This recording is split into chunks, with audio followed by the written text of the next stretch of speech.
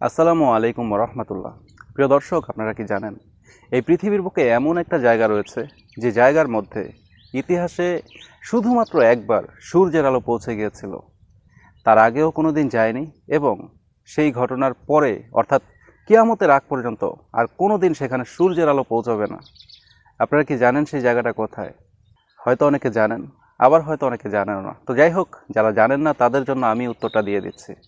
প্রিয় দর্শক, আপনারা সকলেই এই ঘটনাটি জানেন যে মুসা আলাইহিসসালাম ফেরাউনের কাছে ধাওয়া খেয়ে লোহিত সাগরের কাছাকাছি চলে আসে, আর তখন আল্লাহ সুবহানাহু ওয়া তাআলার হুকুমে এই লোহিত সাগরের পানি কিন্তু মাঝখান থেকে দুই ভাগ হয়ে সমুদ্রের তলায় একটি পথ বের হয়।